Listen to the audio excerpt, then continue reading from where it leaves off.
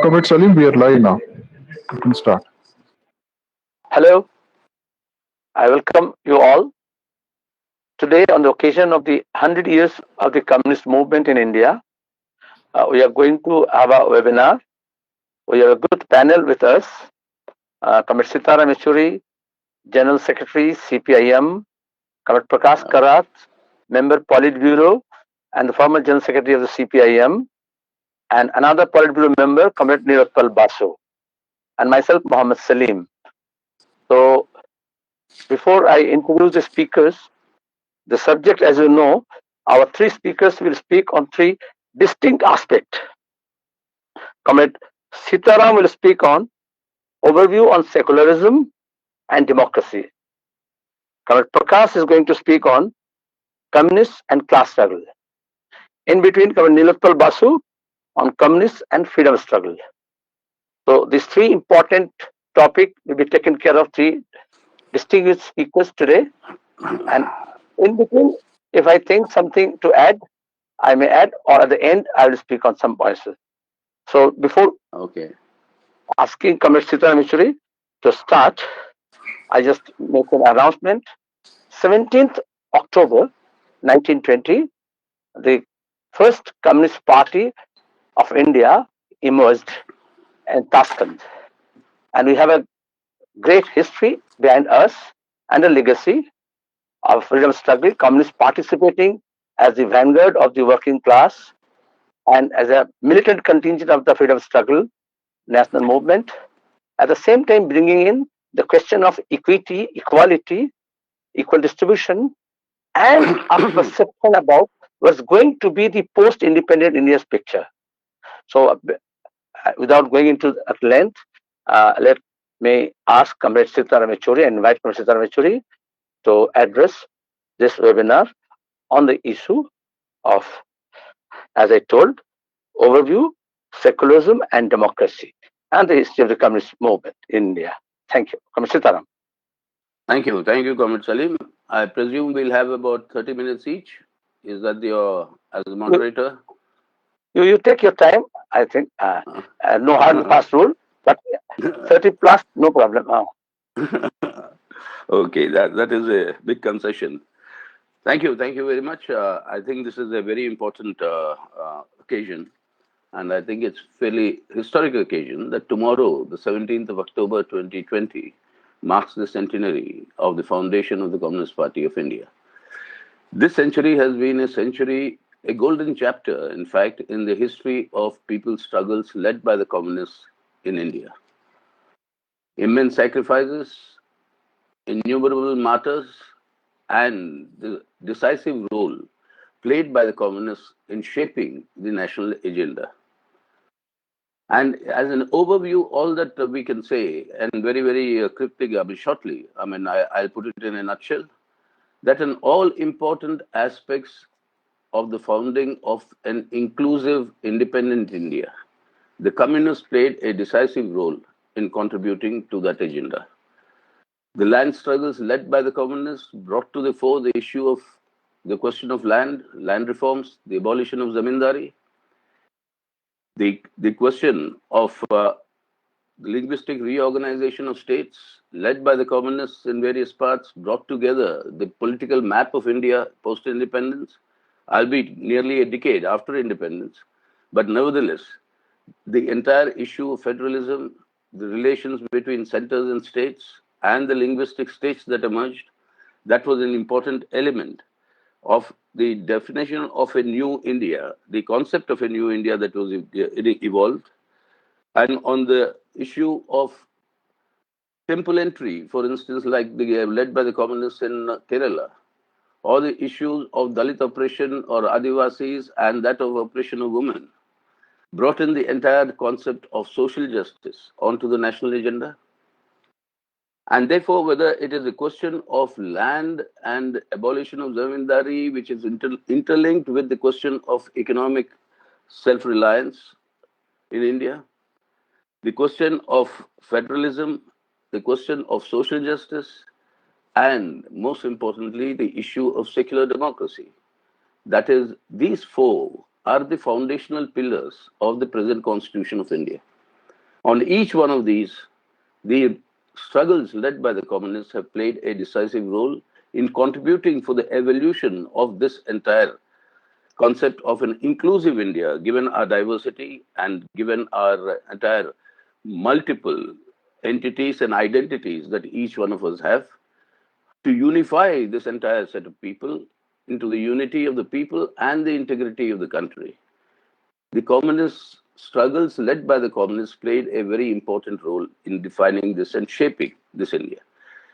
And that is what is under strain today. Each one of these four fundamental pillars, foundational pillars of our constitution, are being assaulted today, that all of us know, and we have been part of that discussion. And in fact, we are part of that struggle right now.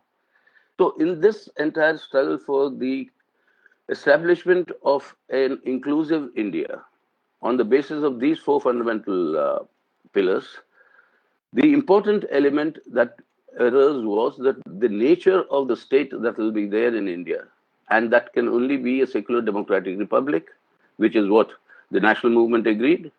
But then the communists said that this secular democratic republic, this political freedom that we win, must be translated into the economic freedom of every individual. And that is possible only with socialism. And therefore, the struggle continues post-independence for a socialist society. And opposed to this was, of course, the view, which had a twin expression, that the character of India will be defined by the religious affiliation of its people. You had the Muslim League and under Muhammad Ali Jinnah arguing about the Islamic Republic, and you had the RSS advocating a fascistic Hindu Rashtra. That battle was settled at the time of independence, but the battle continued, and it continues today also. And what we are seeing today is precisely the assault to eliminate the secular democratic republic and put in its place the RSS political project of a fascistic Hindutva Rashtra. So this struggle in that sense continues, and an important element of this is that of secular democracy. Now, the party was formed in 1920, a year after the Jallianwala Bagh massacre took place. The Jallianwala Bagh massacre was an expression of unity between the Hindus, Muslims, and the Sikhs, who were then joining the national movement in a big way, in a united manner. This was something, a complete anathema for the British, because the unity of Indian people, cutting across religions, cutting across castes, would have meant the death knell of colonial rule. So they further strengthened their policy of divide and rule. And immediately after Jallianwala Bagh, the next few years saw communal conflicts all over and communal riots erupting. So right around 21, 22, the Communist Party of India, formed in 1920, was very clear and articulate in saying that the antidote to this communal conflict is the unity of the exploited sections. And in fact, M.N. Roy writes very eloquently, saying that whether you're a Muslim peasant or a worker, or a Hindu peasant or a worker, the exploitation against you doesn't change. It is the exploited sections that will have to unite, and that is the antidote to these communal conflicts. So right from the inception, the Communist Party was intervening to uphold the principle of secularism. And in fact, that it was the first one to articulate that in Indian conditions, given our diversity, in Indian conditions, multiple diversities, not only religious diversity, linguistic diversities, traditions, or ethnic origins, given all these diversities, secularism and democracy cannot be seen in two separate compartments. It has to be secular democracy, because without the democratic rights and guarantees for the minorities of equality, you cannot strengthen secularism. And without secularism, you cannot really establish and consolidate democracy. So the concept of secular democracy that was brought in, and then every single session of the AICC after 1920 the Communist Party of India used to submit a manifesto to the AICC session on what should be the content of the national movement at that point of time. And in each one of them, in fact, we were the first ones to argue for complete independence in 1921 Ahmedabad AICC session. That is a separate issue now. But since then, till 1926, at the Guwahati AICC session, the manifesto that was presented by the Communist Party of India to that session was absolutely clear in stating that how we should tackle this communal conflicts. In fact, I quote from that manifesto. Quote, many must have been discouraged by the communal conflicts that have been devastating the country during the last years.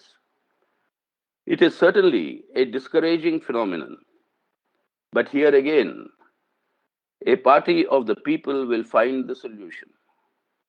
While the upper classes fight for rights and privileges, the masses of both the communities have one very vital thing in common, and that is exploitation. Unquote. And then further it says, quote, the same rule largely applies to the exploited middle classes, petty intellectuals, small traders, artisans, etc. United by the common tie of exploitation, 98% of the entire people have no reason to be involved in the communal conflicts. We need to help them to be conscious of their economic interests, give them courageous lead to fight against their common enemy, the forces of exploitation. The bottom will be knocked out of the insidious policy of provoking communal conflict. This cannot be done overnight, but there is no other remedy for the cancer of communalism that eats into the vitals of the nationalist movement. Unquote. There cannot be a greater clarity in how to tackle this issue. Yes, immediately, the communists supported all initiatives for peace committees, for restoring peace, for restoring normalcy in these conflict-ridden areas. But at the same time, the focus was on the unity of the exploiters, and the focus was on what the communist literature those days used to talk about, the unity of the toilers. So it was on this basis that we went on to define what is secularism. What is the communist understanding of secularism? Secularism is a clear-cut separation of religion from politics, religion from the state. It is the duty of the state and a guarantee that must be given through the constitution and the law and order and laws, particularly that the right of every individual to choose his own faith is a right that will be protected by the state. It will be a right that will be guaranteed to every individual, including the right not to believe in any faith and be an atheist. This right is inalienable. That you find in our constitution, those provisions that were brought in. But at the same time, nobody can interfere in the choice made by an individual on the particular faith that individual may choose. Now, this is the cornerstone. Nobody can say that my God is better than your God, or superiority, inferiority among religions, etc. So the cornerstone was that. But in practice, however, even during the national movement and particularly post-independence, in practice, however, secularism was defined not as the separation of religion from politics and state, but as the equality of all religions. The moment you define secularism as the equality of all religion, then inherent in that is the point that the religion to which the majority of the people subscribe will have a natural advantage.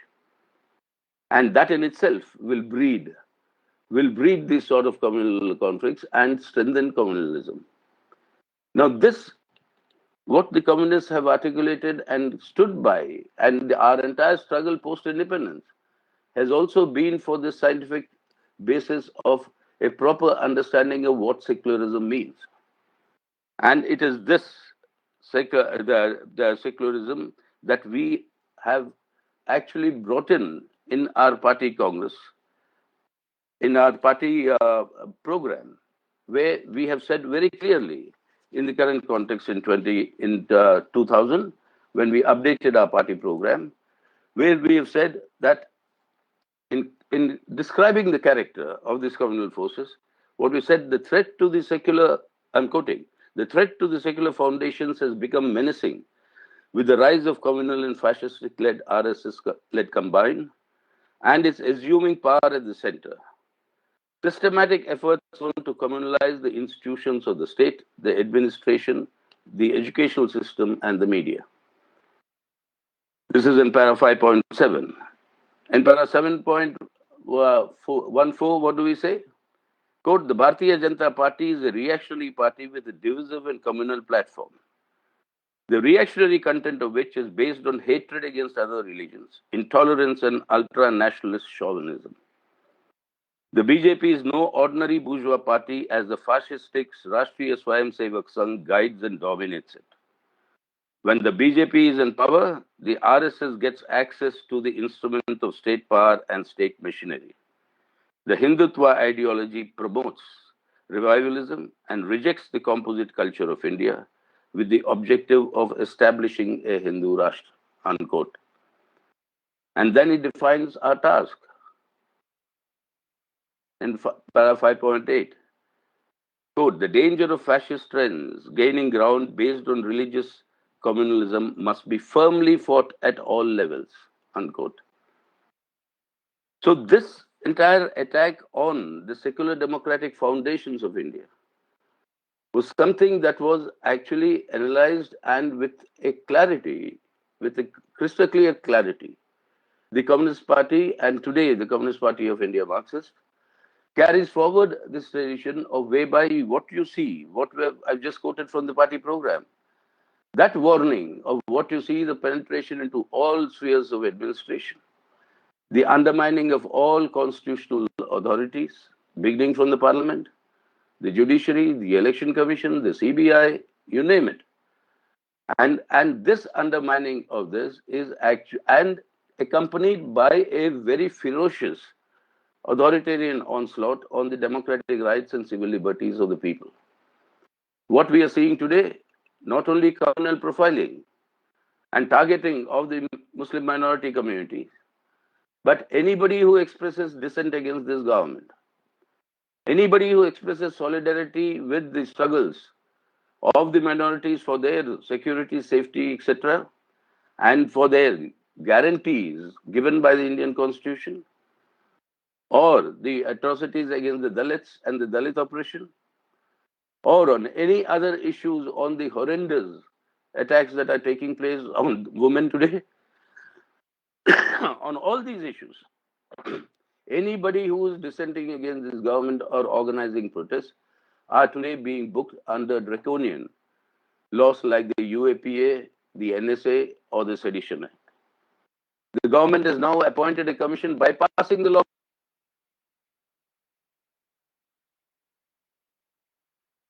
whereby the question is being discussed, was discussed, and now it is all kept secret. We don't know who they are in this group of people who are discussing this and what is happening. The Law Commission is out of the picture. They are saying that the Sedition Act must be further strengthened and to include a large number of sections which are today not included in it. So you have a very, very strong authoritarian, totalitarian police state structure that is destroying democracy in our country. So secular democracy together, that if you see that together today, that this corporate communal alliance like our central committee had analyzed, that emerged with this central BJP government, and particularly strengthened further after the last general elections, this corporate communal alliance is today mounting an assault on all the four foundational pillars that I was talking of earlier. But The major assault that is being mounted is on secular democracy, and in the process, with ferocious implementation aggressively of the neoliberal reforms, of attacks on the rights of the working class, on the peasantry, on destruction of the Indian agriculture, all these together, that is what it is, the corporate communal alliance. And this is happening in a global context where there is a rightward shift that is taking place in response to the prolonged crisis of global capitalism. That is a separate matter. But here in our country today, it is imperative now that to safeguard what we have achieved so far, because our objective was to transform this political independence of India at the time of independence into the economic independence of every person, which can only happen as we move towards socialism. Today, what we are seeing is the destruction of what we have already achieved. Instead of building on that, towards moving towards an exploitation-free society through the various stages that will be required to pass through. But instead of that, what we are seeing is a regression that is happening in destroying what you already have. So safeguarding secularism, safeguarding democracy, and safeguarding secular democracy is today of paramount importance. And that is why the Communist Party of India, Marxist today, says that on the occasion of this centenary, we have to redouble our resolve in order to save India, because secularism is important not only for preserving this Indian constitution and the guarantees and the rights it gives Indian people. That is very important. It is not only important to preserve the security and the guarantee of equality to religious minorities, particularly to the Muslims. That is also very important. But most important, from day one that the Communist Party has been arguing, that communalism today disrupts the unity of the exploiters. It disrupts the unity of the basic classes, which are the bedrock of a revolutionary transformation in India. The working class, under its leadership, the poor peasantry, the agricultural labor, this is the bedrock on which this revolutionary progressive movement and struggles can move forward. And that is exactly what's been happening in recent years. You have this working class, the Kisan and the agricultural labor coming together in many of these struggles. It is that unity which is the strength on the basis of which we can move towards a progressive exploitation-free society. And it is precisely that unity that communalism disrupts. Like Eamon Roy told us in the 1920s, like the CPI's manifesto to the Guwahati AICC session in 1926, the same holds true today, that this virus of communalism, what the Communist Party of India in its manifesto to Guwahati called the cancer of communalism, eats into the vitals of our national movement, the people's movement. And that is the most important reason for the communists to strengthen the unity of the basic exploited classes, which is the bedrock of our revolutionary advance. It is necessary to weaken the communal forces, if not defeat them. And that is the absolute essence of, crystallized essence of all the understanding of the Communist Party on this issue of secular democracy. That is why today it is absolutely necessary for us to lead the resistance against this attack, against secularism and democracy, to lead to seek the unity, while we independently lead the struggles against that as a Communist Party, to strengthen the left forces in this struggle, and on that basis to build in broader fronts in the defense of what India has already achieved, stop that from being destroyed, so that we can advance towards what our objective of converting this political freedom into the economic freedom of all our people. And that, I think, is the challenge today. That the CPIM is prepared and is facing already. Even the struggles, despite this entire situation of the pandemic, the national lockdown, and all the restrictions, our observations of this centenary, the way the Central Committee had planned it, unfortunately could not be held because of the situation of the pandemic and the lockdowns and the restrictions. But nevertheless, it has been observed all across the country. And now, through this sort of a medium, we are reaching out to as many people as possible with only one appeal that we have to strengthen today the protection of our gains that we have made so far from being eroded and destroyed, and build on that to advance our progressive revolutionary movement. So that is the commitment, or in that sense, redoubling our resolve as a Communist Party over this 1 century of glorious struggles. And I think that is a communist pledge that we should take when we clench our fists into a Lal Salam. That means redoubling the resolve today to carry forward the struggle for a revolutionary advance. I think that is the essence of what I wanted to share with all of you. I think I've saved about 2 minutes out of your half an hour, Salim. About 2-3 minutes have been saved for you, so it'll be easier for you to manage. Put on your microphone. Thank you, Comrade Sitaram. I think the 2 minutes you've saved is going to add to my kitty or other speakers also. But very lucidly you have explained the sacrifice made by the communists from the beginning, and since 1920s, how the communists brought in the class issues into the freedom struggle. That led to the land struggle, equality, irrespective of caste, creed, sex, and religion. The federalism, because India is a very diverse country with so many linguistic groups, ethnic groups, nationalities, sub-nationalities, and that continued in post-independent India for this linguistic state movement, successfully done. So, unity of the people was paramount, and as you rightly pointed out, the unity of the exploited, because the exploiters are united, and that's pre-colonial, post-colonial era also is equally valid. Now the idea is battle for the idea of India, rightly pointed out, and there is secular democracy.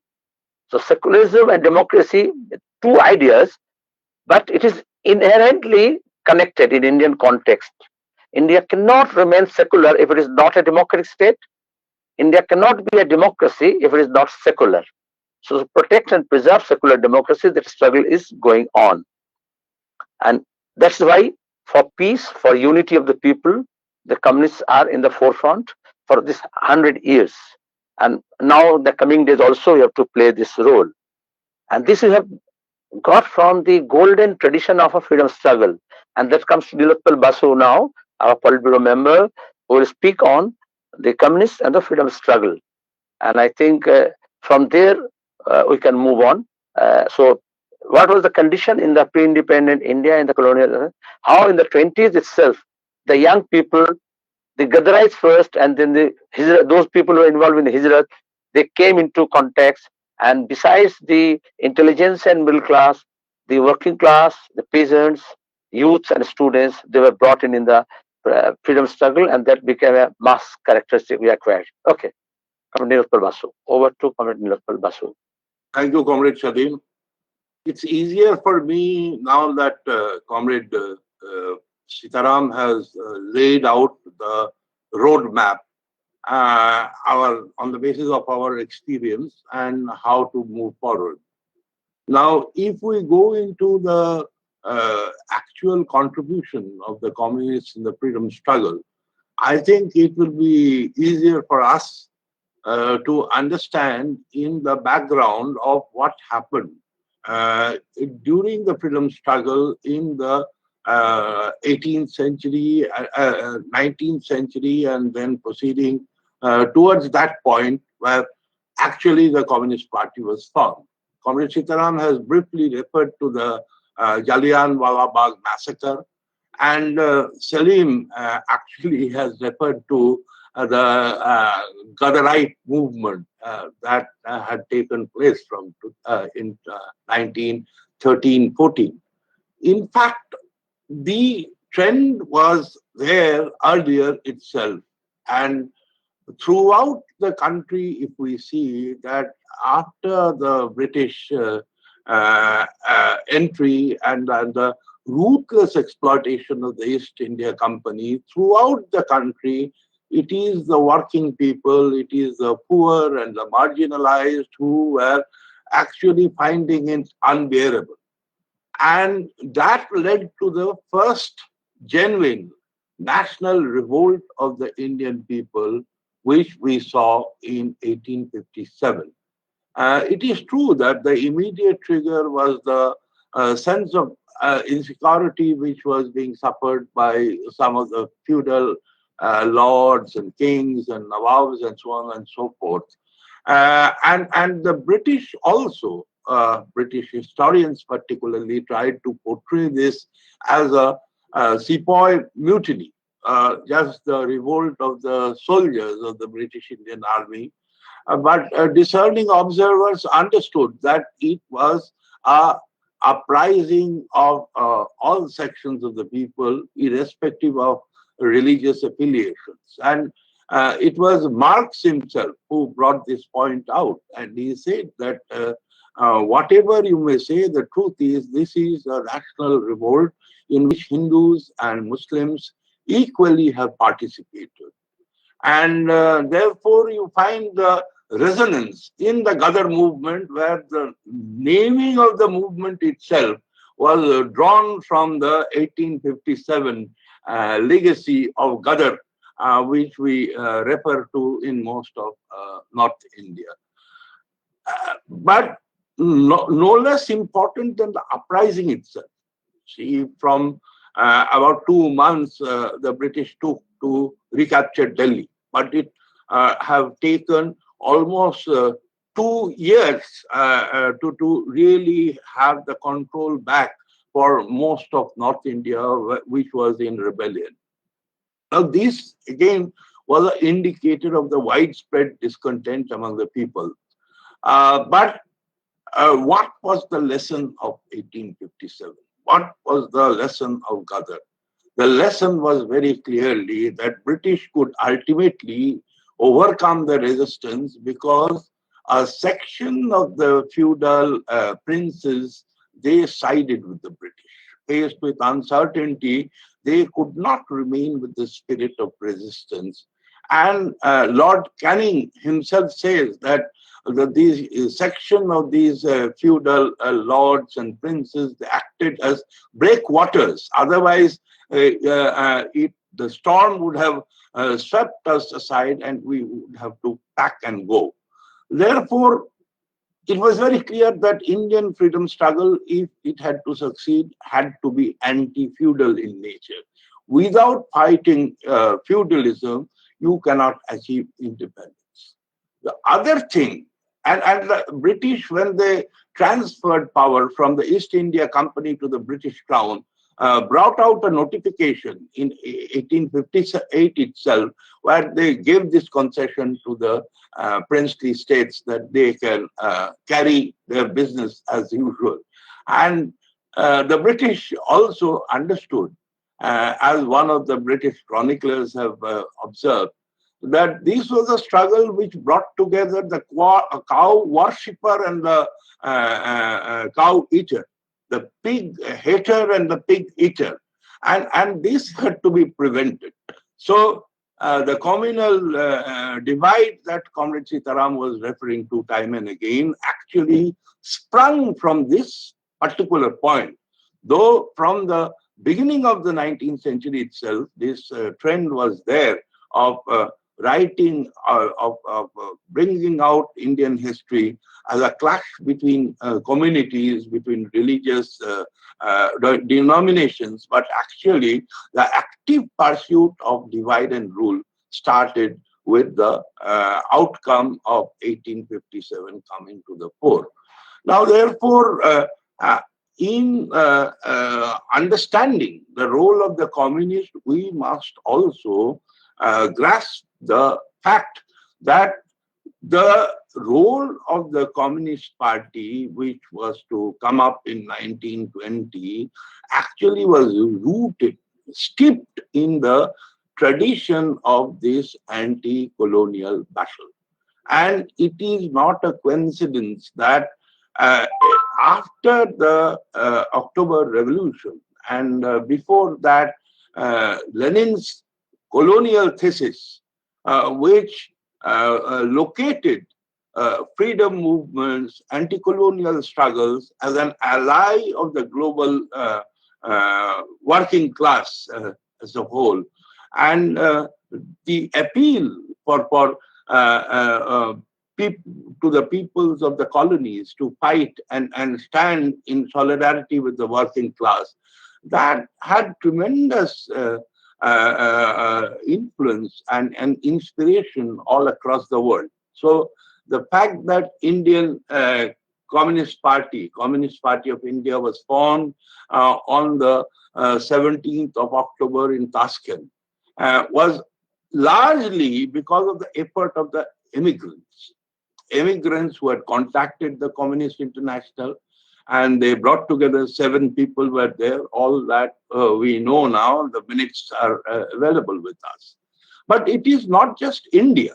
It is, you see, if you see China, if you see Vietnam, in the Chinese Communist Party, that everywhere, I mean, immigrants who had been to different parts of Europe, and they were more awakened with and enlightened by all that was happening and the kind of sweeping changes taking place in Europe. They came back and organized their respective communist parties.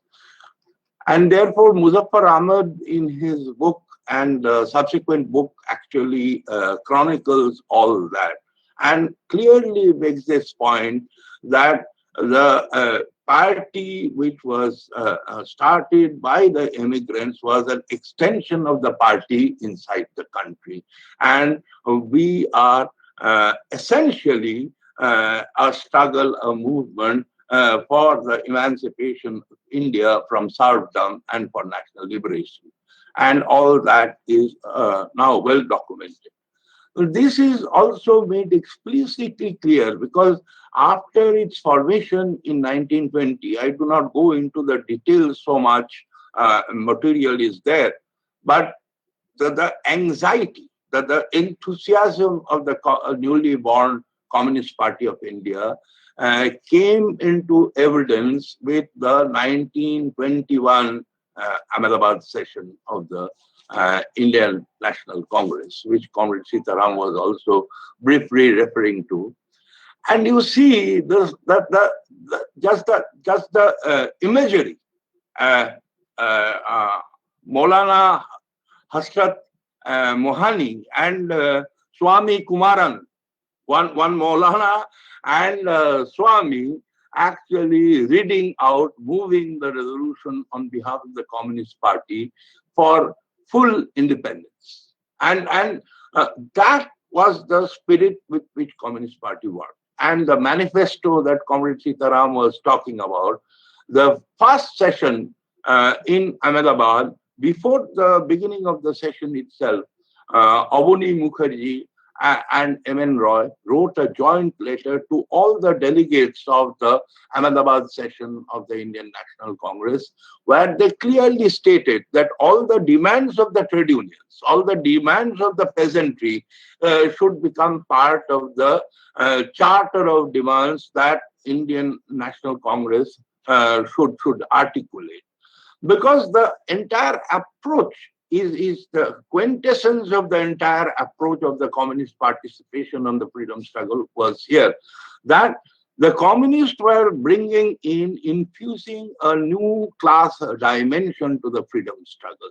Freedom struggle, yes, but within the freedom struggle, unless we can mobilize and harness the energies of the working people, of the poor, of the underprivileged, of the persecuted and socially discriminated, and so on and so forth, you see, the freedom struggle cannot invigorate itself with the kind of energy and unity that is needed for overthrowing British imperialism, the British Empire.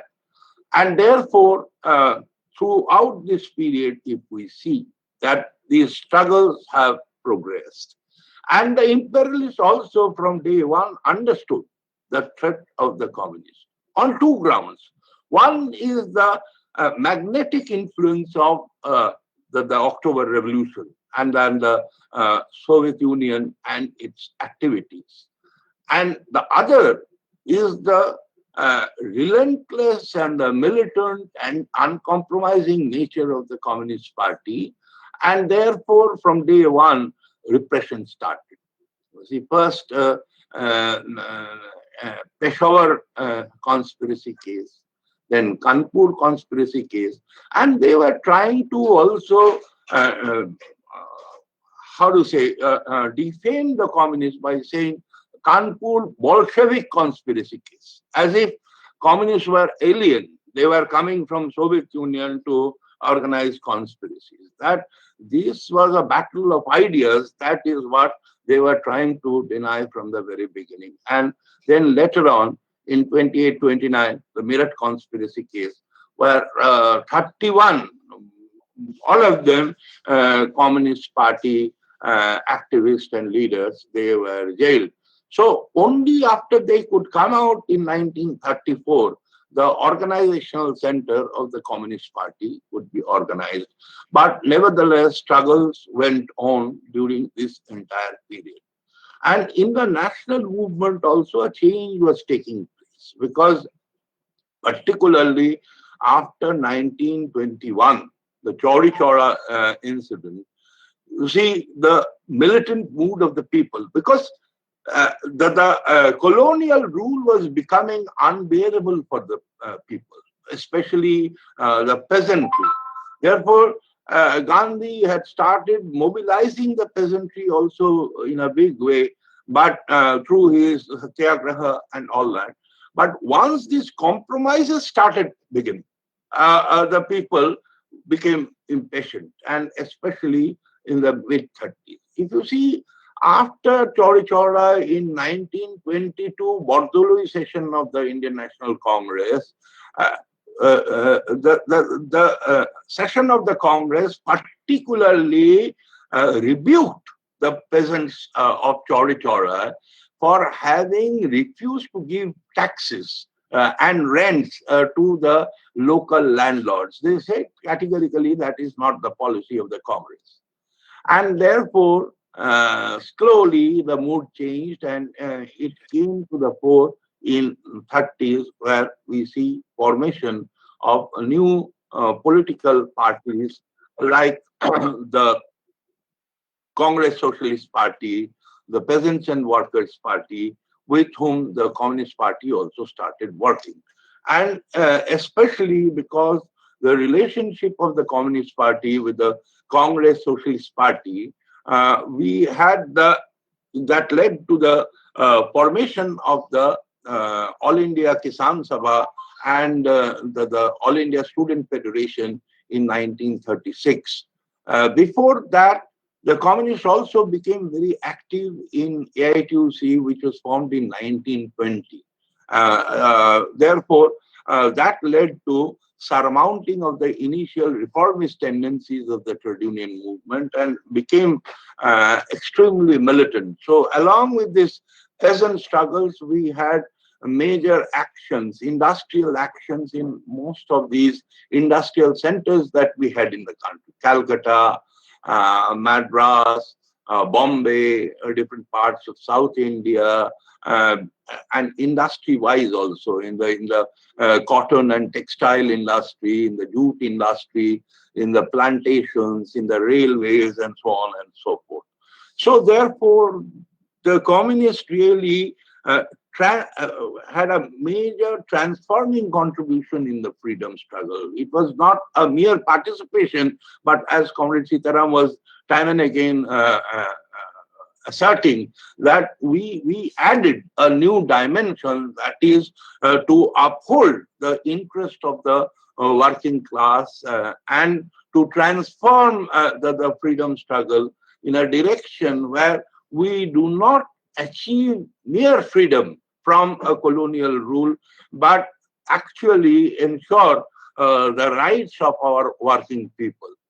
And it is during these 30s, because of the setup of these new very broad-based organizations, and where communists were leading, but at the same time they had become very powerful unifying centers. And it is because of these mass organizations also, you see the point that we are discussing, the question of fighting communal and divisive actions. Anywhere in the country where communal clashes took place, communal riots took place. I mean, we know for sure, coming from Bengal and Calcutta, the great Calcutta killings, it was the communists, I mean, the tram workers led by the trade union leaders who physically resisted, and rioters from both the communities, not just one community, but both the communities.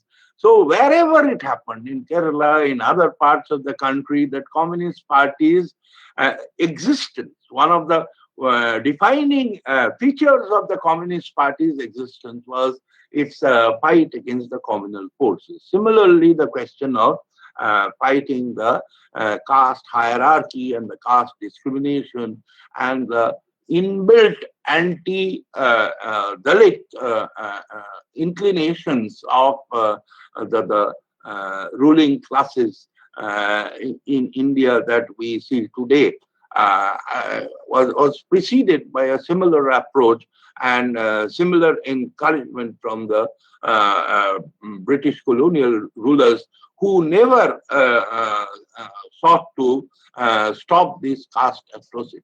I mean, those who say that the British had a modernizing influence on India and the Indian society actually overlook the fact that while these aspects of social evils and divisiveness was taking place, they did not take a role.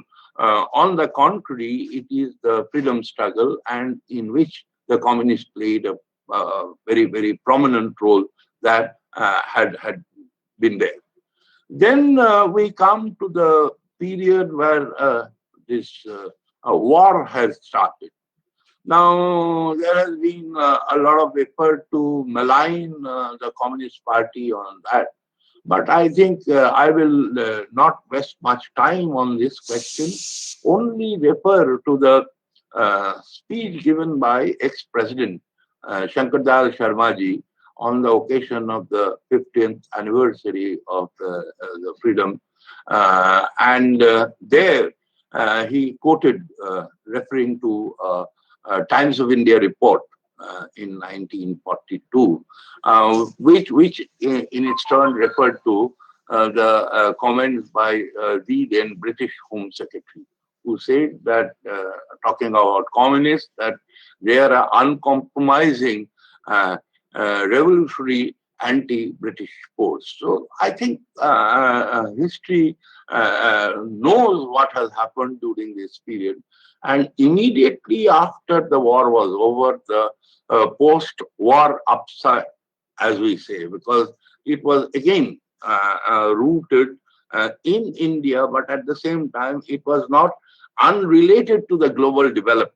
Just as we are seeing now, the right-wing shift in India is not unconnected to what is happening globally in the post-war period.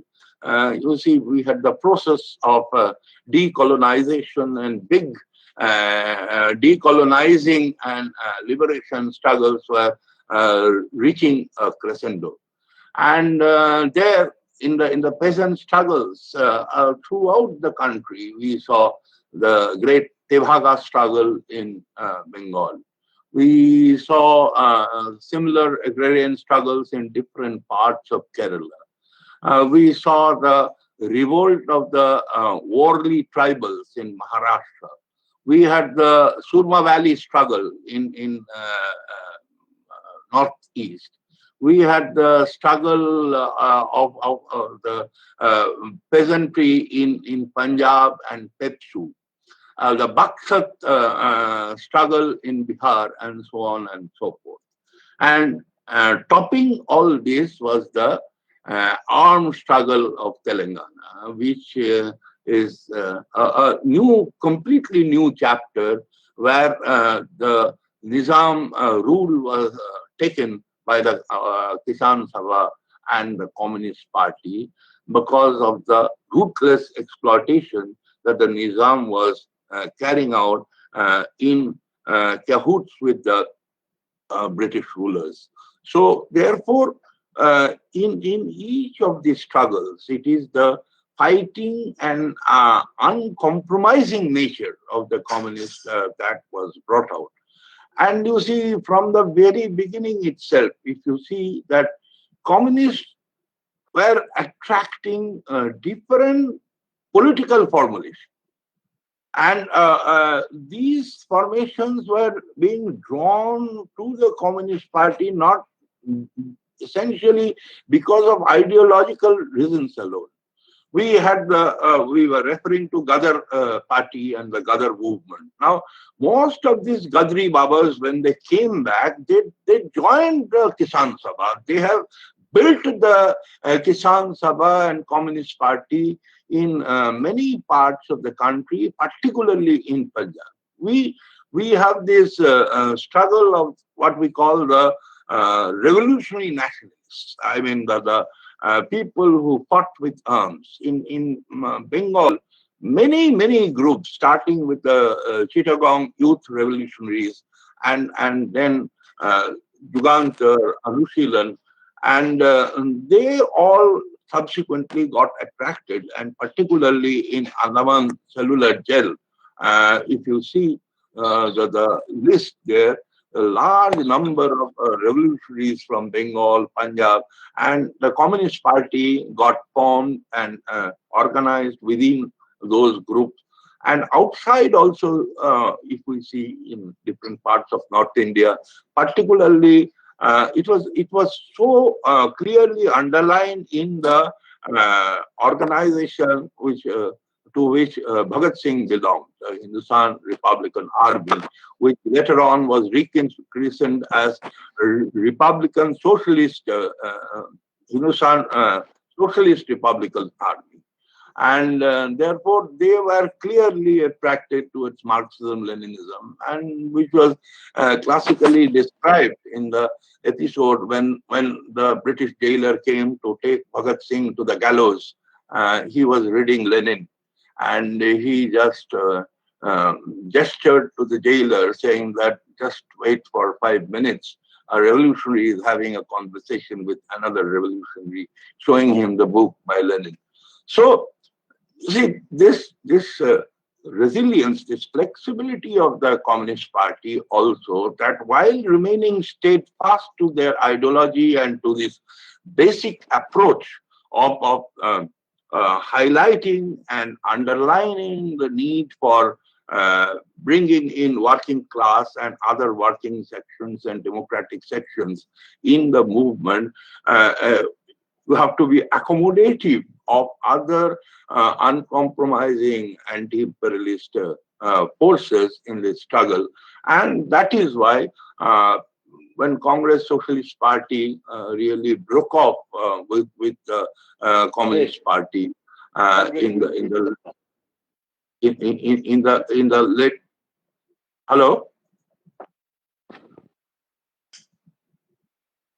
in the late 30s, we had many of the Congress Socialist Party leaders also coming in the Communist Party. So I think this overall, very, very brief sweep of the role of the Communist Party. Therefore, we see many people from the Communist Party who were martyred in course of the freedom struggle, and most of this belong to the ranks to a very poor and working class background in different parts. The Communist Party leaders, we say that Comrade A.K. Gopalan hoisted the national flag on the day of independence in Vellore jail.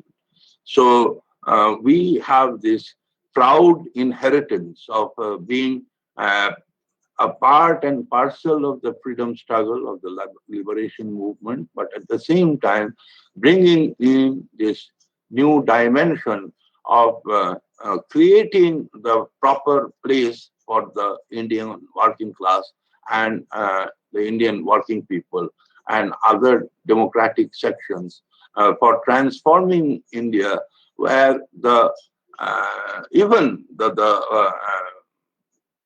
content of the Indian Constitution does not remain empty. I will end by saying that, you see, after 100 years, we are faced with a situation which was described in the morning today. I was seeing a cartoon in Times of India where the governor of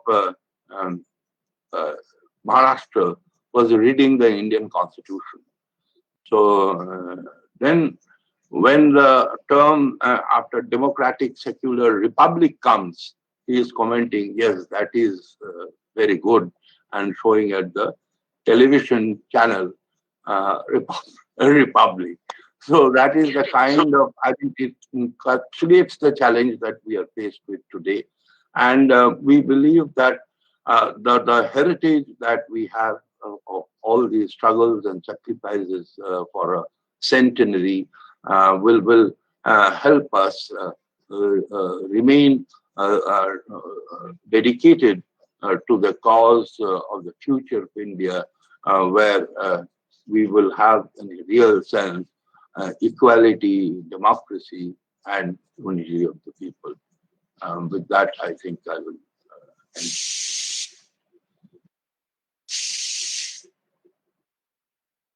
Comrade Basu, I thank you for bringing the clarity and the period of freedom struggle and the role of the communists, how this Communist Party not only added the quantity by mobilizing the working class, peasantry, youths, and students in the freedom struggle, but also added to the quality. And you rightly pointed out, after the formation of 1920, immediately after that, in 21, Ahmedabad session, that Pune Swaraj resolution by Maulana and Swami, the resolution was moved. So, Azadi Kamil, or Pune Swaraj, or complete freedom. So the narratives shifted in the freedom struggle in 20s from dominion status to the complete freedom. And that is a contribution. Secondly, the youths, the militant section, the revolutionary, those who took arms for the freedom struggle, how the transformation took place from Hindustan Republican Army to Hindustan Socialist Republican Association, as well as, see, in the primary stage, before 1920, in this revolutionary struggle, the religious symbolism used to play some role. But you see, Bhagat Singh, Chandrasekhar Azad, Asfaqullah, all these people, they took the oath in the HSRA that no religious symbolism will be there. And most important is Hasrat Mohani's coinage of the slogan, Inqilab Zindabad. This is the centenary year. 1920, the Communist Party was formed. 1921, this slogan was coined. And immediately that caught the imagination of the youth and the participants in the freedom struggle. For 10 years, from 21 to 29, the demand for Pune Swaraj, as well as this slogan, Inqilab Zindabad, became a clarion call. And that's very important. And that rejuvenated the freedom struggle. You also pointed out about the communist role and how it was acknowledged. From the very beginning, it was a Tashkent case, then Moscow case, then Peshawar, Lahore, Meerut, all these conspiracy cases. And still it's being continued. Now Sitaram or Brinda is also they're taken into the account for Delhi conspiracy case. So this UAPS role is continuing. The sedition case is still continuing. And you rightly pointed out the peasants thing from Chauri Chaura. Whenever Indian peasants came on the streets, even the nationalist bourgeois leadership, they were also threatened. And now, after these three bills passed in the parliament, how the agriculturalists, the peasants in North India, throughout the country, is coming out. And that is threatening the basic base of this ruling class. And I think now is the turn for Comrade Prakash Karat. Comrade Prakash Karat will speak on the communists and the class struggle. So I invite Comrade Prakash Karat to speak on this topic. Over to Comrade Prakash. Thank you, Comrade Salim. We have already heard two presentations by Comrade Sitaram and Comrade Nilotpal Basu on various aspects of the communist contribution in the freedom struggle and in post-independent India. I would like to talk about how the communists viewed Indian society before independence and in the post-independence period from a class standpoint, and how the concept of class struggle was applied in Indian conditions. It was the communists who made a class analysis of colonial India, starting with M.N. Roy. And in the period of the anti-imperialist struggle, the main contradiction, according to the communists, was between British imperialism and all the classes in Indian society except the feudals and the landlords who had become staunch supporters of the British Raj. So the struggle for independence encompassed all the classes in Indian society. And the direction of the class struggle was anti-imperialist and anti-feudal. The working class and the peasantry were brought into the fray thanks to the efforts of the early communists.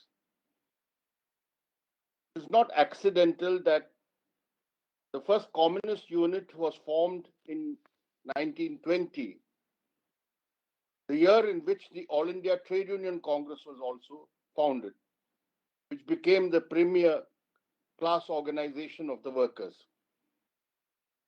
And in the elaboration of what is Purna Swaraj, communists not only raised the slogan of complete independence for the first time in 1921, they went on to say that Purna Swaraj means not just political independence, but also the economic and social emancipation of the Indian masses, the Indian people. And Purna Swaraj requires the bringing in of the workers and peasants into the national movement, into the political fray. And the class organizations which emerged in the fight for freedom, the All India Trade Union Congress, and subsequently the All India Kisan Sabha in 1935. The communists worked in these class organizations along with others, of course, and gave a direction to the working class and peasant movement to become part of the anti-imperialist and anti-feudal struggles. And the working class, which was organized, the earliest center being Bombay, even before the communists had emerged as a political force in India. In 1908, the textile workers of Bombay came out in a strike against the imprisonment and punishing of Bal Gangadhar Tilak. And Lenin had at that time hailed this action of the Bombay working class and said, this shows that the Indian proletariat is now developed politically conscious mass action. Because as Lenin had said in the struggle during the Russian Revolution, the class struggle is essentially a political struggle.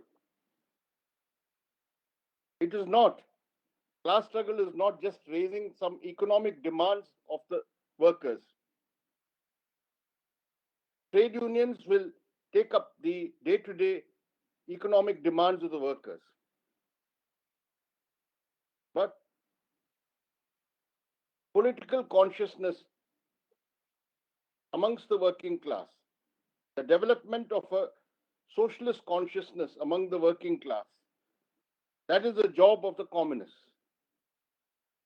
So, from the outset, communists began work in the working class with this class standpoint, that the class struggle is against British imperialism and against feudalism. And workers and peasants have to be brought into the battle for freedom. Freedom from imperialism and freedom from the feudal order. Without that, there can be no emancipation of the working people and the working masses of India. So this struggle, class struggle, encompassed all classes. It was a general national united front against imperialism. And after India got independence in 1947, that stage of the general united front against imperialism was over. A new state power emerged in India, class character of which was a state led by the big bourgeoisie and the bourgeoisie in alliance with the landlords. But the freedom struggle, the values of the freedom struggle, the aspirations of the people,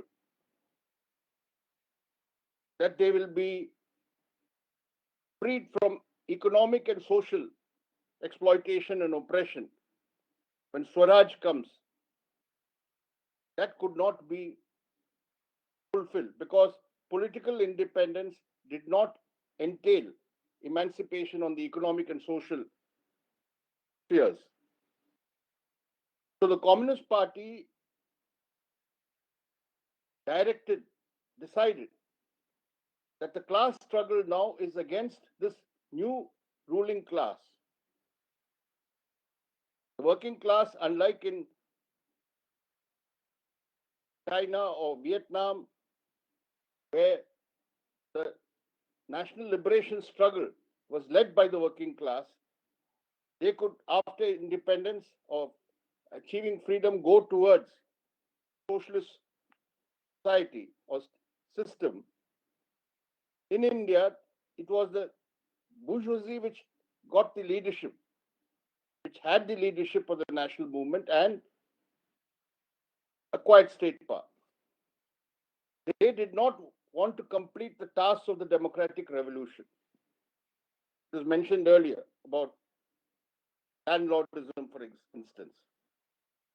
The abolition of landlordism, the distribution of land to the tiller through land reforms was something which was not possible because of the bourgeoisie's alliance with landlords. It could only undertake some limited measures from the top. And therefore,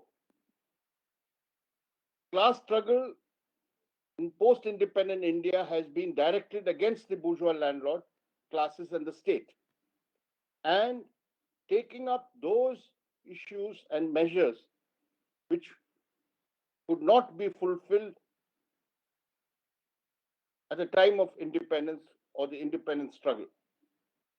So the anti-imperialist, anti-monopoly and anti-landlord aspect of the class struggle, that is what emerged.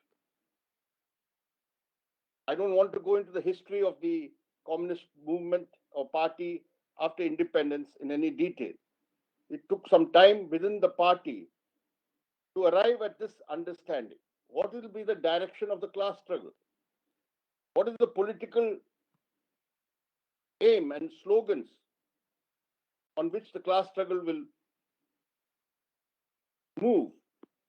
That, as you know, led finally to a division in the party and the emergence of the Communist Party of India Marxist in 1964. But the struggle for land, which was referred to earlier by Comrade Sitaram, struggle for land reform, struggle to against the policies of the new state which wanted capitalist development, the path of capitalist development. Fight against all those policies which would lead to exploitation of the working people.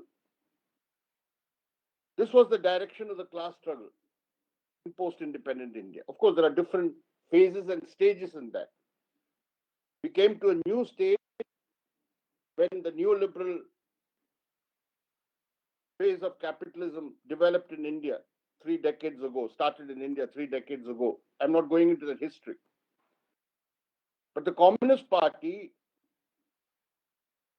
and here I'm talking about particularly the Cpim, in its programmatic understanding, said we have to rally all those classes, apart from the big bourgeoisie and landlords, and bring them together into a revolutionary alliance which can replace the bourgeois landlord state with the people's democratic state, which will then facilitate the path to socialism. Now, in this, obviously, the working class has to be in the leadership of such a revolutionary alliance or front. But this is alone not sufficient. In a country like India, there has to be a firm worker-peasant alliance. And it is through this worker-peasant alliance, which will be the bedrock of the People's Democratic Front, that we can proceed towards transformation of our society. In the course of the class struggle being developed in India,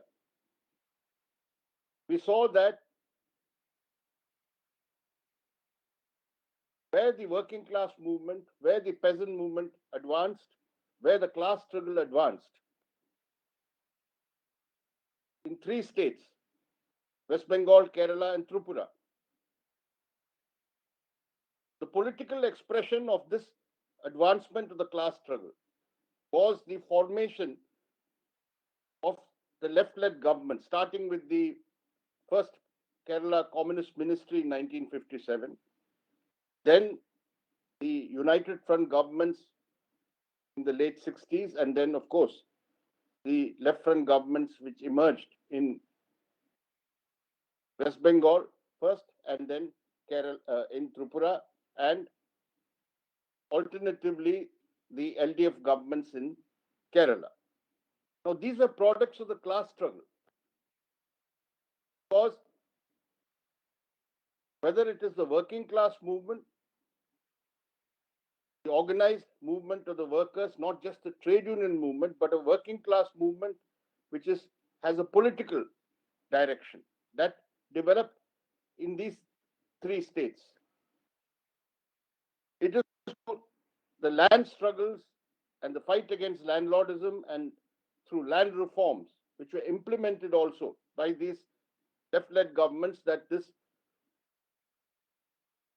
powerful class base was developed of the working class and the peasantry in these three states, which for us is the pointer to the future, how we should proceed. But then India, as everybody knows, is a very vast, diverse country. And the development of the communist movement and the development of the class struggle has also been uneven. So the fight which started, the class struggle started for the democratic completion of the democratic revolution, the agrarian revolution, and then going onwards towards a higher form democracy, which is people's democracy, and then socialism. This is the direction in which the communists have endeavored to work and to advance the class struggle. And it is also the intensification of the class struggle which has led to these big attacks which took place in West Bengal, Tripura, and Kerala. The very forces, the ruling classes of our country, are also sought to suppress and stop the advance of the basic classes. Therefore, we saw the most severe form of repression in Bengal, 71 to 77, in Tripura, 88 to 93, and then a recurrence of that now, after 3-4 decades. Because as the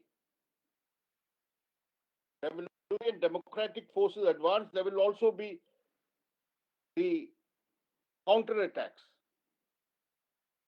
Kerala also, we have only LDF left-led government now, that is also facing attacks.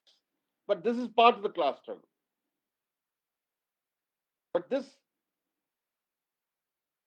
situation has changed.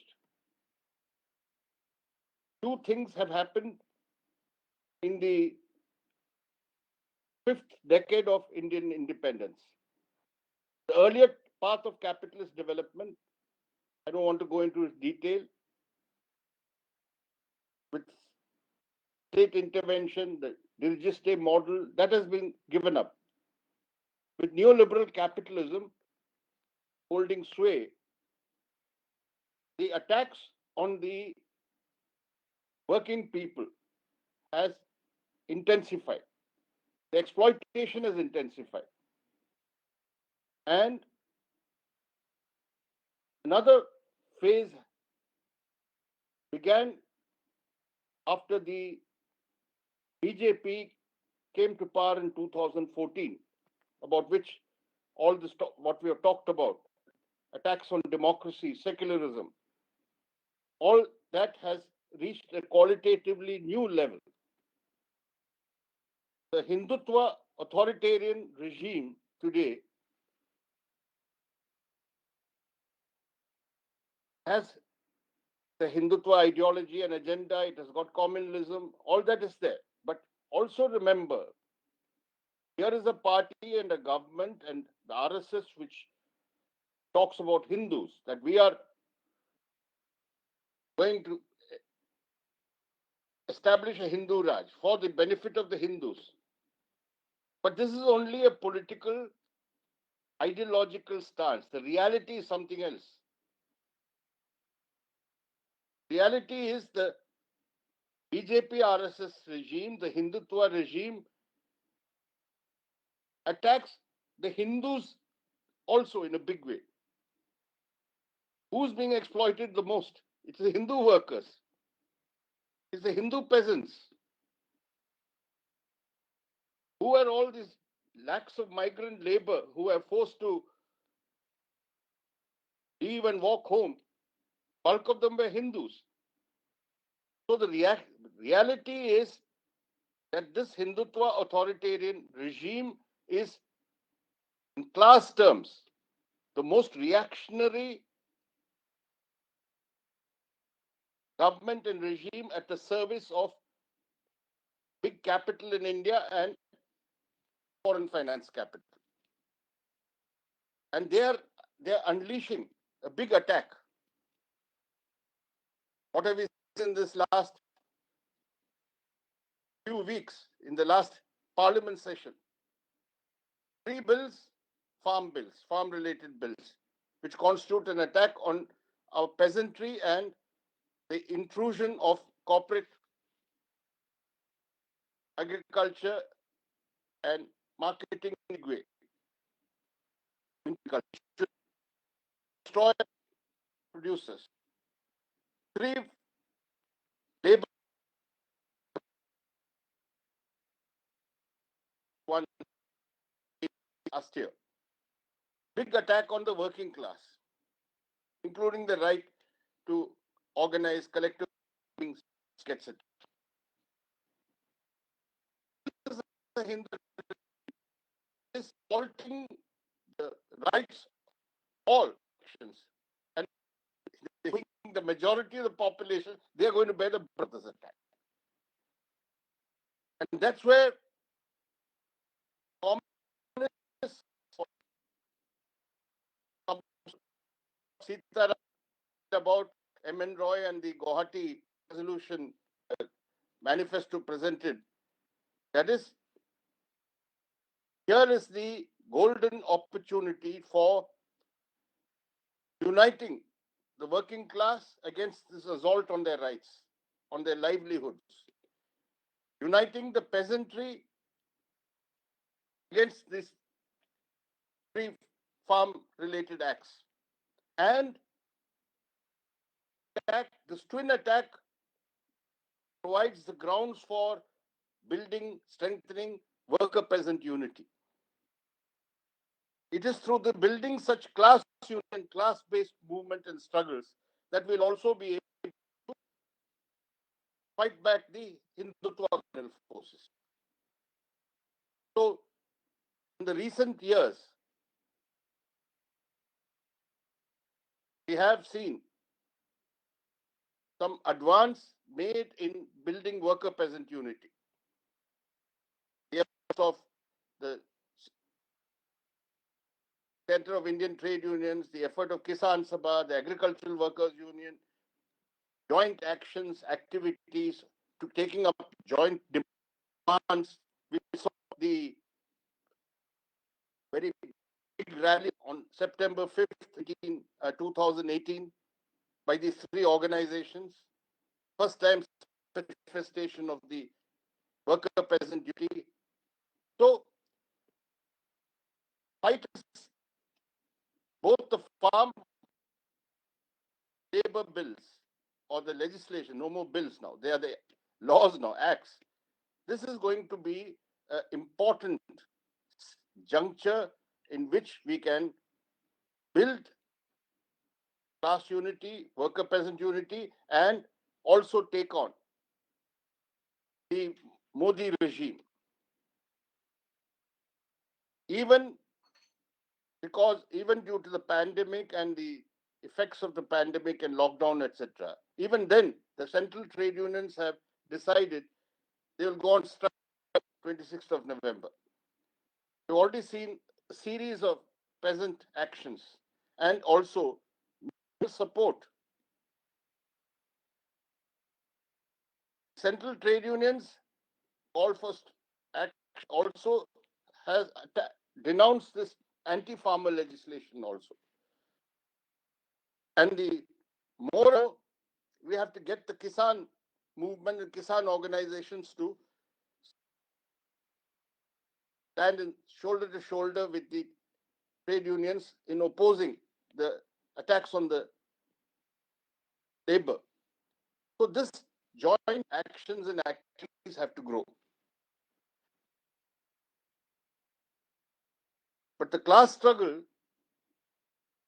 is not just based on the issues of workers or peasants, etc. I said it's a political struggle, Lenin said. It's also, class struggle has other aspects also. Class struggle is political, it's economic.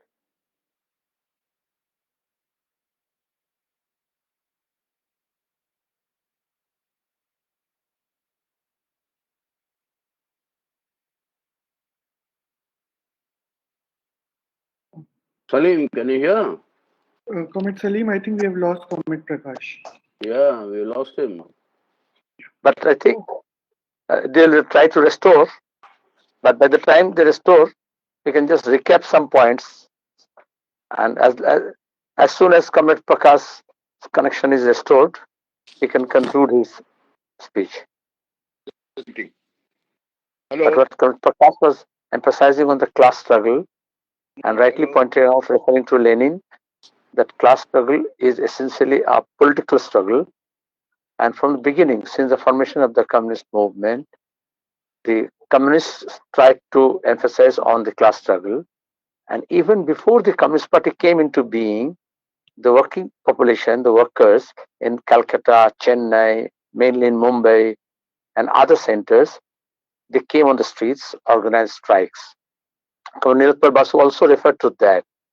The tram workers, port workers, seamen, the municipal workers, the textile workers, jute mill worker, and in many places, they not only came into on the streets, but also organized themselves as participants to the freedom struggle, because essentially the struggle was against imperialism, imperialist rule, at the same time the landlordism or feudal laws and princes, because the Britishers got the Indian princes, kings, and the small these kingdoms as their farm allies. What happened in the post-independent India, the independence struggle was essentially against imperialism and against feudalism, and people thought that total Purna Swaraj or total independence means that emancipation from economic and social exploitation. And that's what the communists at that time in the freedom struggle brought, that ideas that freedom means not only political freedoms, but Sitaram also emphasized on that, but economic freedom as well as social freedom, converting political independence into economic independence. Without that, that is not going to be completed. But in the post-independent India, the entire scenario changed, because the imperialism is gone, but the big bourgeoisie made the compromise with the feudal laws, and that's why abolition of landism, even though some measures were taken from the top, but the task for the communists to take it farther forward, the Kisan Sabha and the working class movement, all these land reforms. And this is why in those three states where the communists are strong, that abolition of landlordism or land reforms took place. Bengal, I think Prakash is there, and you can continue, Comrade Prakash. Audio.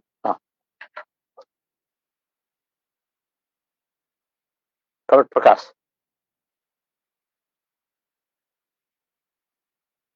I think again we missed it.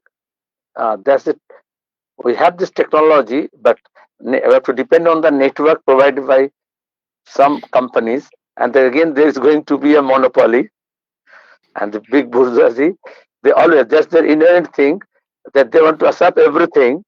It's not only that the peasants and workers are exploited, but all sections of the society, barring a few, they are being exploited. Even the business, trade, commerce, the small business, and non-monopolist capital is also facing the brand.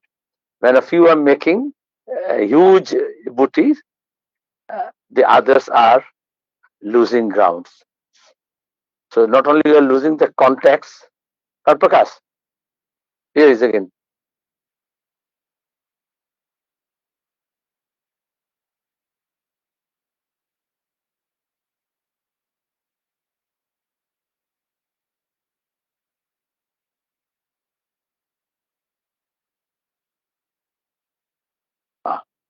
Comrade Prakash, you can start speaking.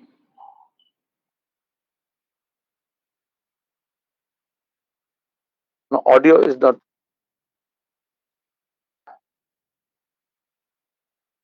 No. Comrade Sita, are you Can't, listening? no, can't hear. Can't It hear. is visual only. Only Our visual is tech come. We team, can't I hear. think tech sound team is again from the gone. back room can help us. Ranjil, can you help? Yeah, let me sort it out, Comrade. Maybe till then, Comrade Salim can continue. Oh, I can give this proxy. I don't know. No, I don't know how much has Prakash got left to Yes, some points are still say. there. We got some time, but Yeah, now I think. he's saying 2 minutes.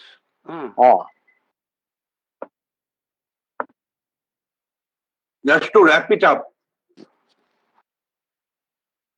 Uh-huh. He's saying two like this, so that means maybe 2 minutes. I don't know. 2 minutes, 2 more minutes. He was emphasizing on this present Modi regime Yeah. and how the working class movement is together with the Developing. peasants coming together and as forging a class alliance, and The it will have an rudiments of impact. the rudiments of a worker peasant alliance. Yes. It is the rudiments are now beginning. And Kamasita, if I can point out, he was also talking about that Hindutva authoritarianism is essentially a political project, and the Hindus are also exploited. It's true, but it is a political project, yes. Yeah. And that is to replace this secular democratic India by their concept of a Hindu Rashtra or a Hindutva Rashtra.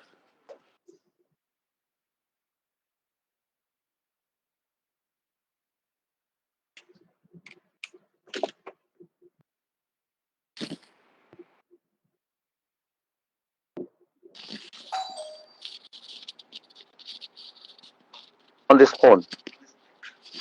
And Prakash can continue.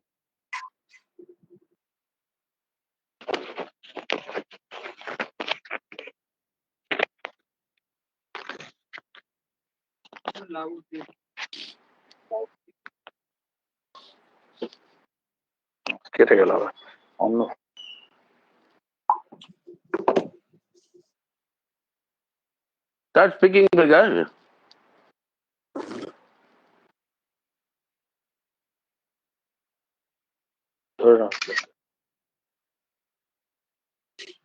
audio is gone. Audio is gone. Yeah. No, I think I can get him over phone. Just a minute.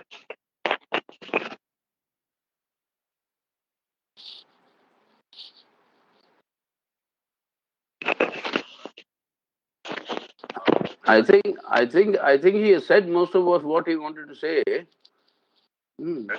Salim. Yes. Yes, comment. Yeah, since he's saying only 2 minutes, I think he said most of the things he Just a wanted to minute, say. Prakash. Just a minute. We are putting things. Or audio. Prakash call it.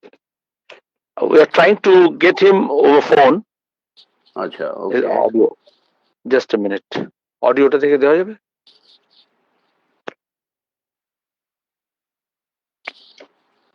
That's your backup working, Bengal backup. Salim? Yes. Always. Bengals stand firmly. Bengal backup is always there. Yes, comment. Good. Hello. Yes, you can. Yes. What I was saying was that the class struggle also is an ideological struggle. And we have to recognize that this Hindutva communal ideology has also swayed sections of the workers. We have seen in all the big industrial centers how the BJP has won elections. So the fight cannot be only taking up the economic issues.